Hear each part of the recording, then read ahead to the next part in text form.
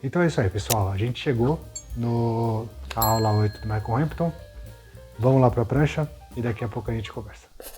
Estamos na aula 8. O capítulo 1 ele tem vários subtítulos e aí ele tem uma segunda parte ainda dentro do capítulo 1 e vários subtítulos. A gente está nessa parte 2. Então vamos lá. Ele começa falando das landmarks ou pontos de referência. Para quem acompanhou os vídeos passados, a gente está falando de marcos ósseos também. Só que aqui a gente está se aprofundando um pouquinho mais, né? A gente estava falando mais sobre movimento, sobre linhas gerais, então agora o Michael Hampton ele mergulha um pouco mais e a gente vai observar um pouquinho mais de perto o esqueleto, que dentro das coisas que ele ensina seria o segundo estágio do desenvolvimento da figura. Ele fala que o esqueleto ele é o responsável pelo look and feel, que seria o parecer correto, né? O sentir que tem peso. Essa palavra é muito importante para ele. E esse aqui seria o estágio de transição para o desenvolvimento do volume, né? Que é o envoltório. Então assim, basicamente a gente tem dois pontos principais, a caixa torácica e a pelvis.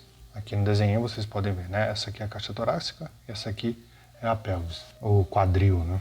Então aqui a gente pega o esqueleto, né? O esqueleto humano, que ele pode ser visto como uma figura simétrica, e os pontos de referência que a gente vai observar daqui a pouco, eles são marcados dentro dessa linha de simetria. Isto é, se você tem uma linha de simetria, você tem um ponto de referência aqui e o outro ali. De acordo com que o objeto vai virando, e é por isso que ele fala que dá a impressão de volume, vamos supor, aqui ele está de frente, se você vira um pouquinho ele de lado, vamos supor, você está vendo em perspectiva, né? Você virou ele um pouquinho de lado, então o ponto de simetria fica aqui, esse ponto fica aqui e esse fica aqui. Essa distância vai ficar diferente dessa. Bom, aqui ele já falou, né, que são os marcos ósseos. O que são marcos ósseos? Relembrando, são os pontos visíveis dos ossos no corpo. Por exemplo, isso aqui é um marco ósseo. Eles são simplificações, né? Eles são como se fossem boias de orientação. A hora que alguém está vendo o seu desenho, de acordo com o marco ósseo ali, ele vai saber onde está uma clavícula, onde está a barriga, onde está a costela. Quer dizer, então esses pontos eles norteiam, né, o que a gente vê e ele dá um senso de movimento para o esqueleto. E também ele revela a distribuição do peso, porque de acordo com a angulação dos ossos, se ele está pegando alguma coisa no chão,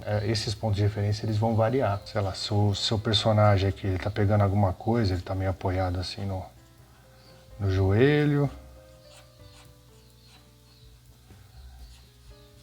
e ele está pegando alguma coisa aqui no chão, os marcos ósseos eles vão mudar, né? Então aqui seria a clavícula, por exemplo. Aqui seria a linha de eixo, aqui seria a pelvis, né? No caso, se o personagem está de frente, essa clavícula ela vai estar retinha, né? E a distância aqui vai ser a mesma. Então é assim que você orienta o seu observador. Novamente, né? Ela ajuda a dar o volume, perspectiva e ajuda nos formatos anatômicos. A base do pescoço é esse buraquinho que a gente tem aqui, certo? Que é uma concavidade, na verdade. É um marco que o osso deixa, mas não tem osso nenhum lá, né? No caso. Segunda, a marca das clavículas. Que ele fala que é como se fosse um guidão de bicicleta. Terceiro, o manúbrio, que seria a pontinha aqui do externo.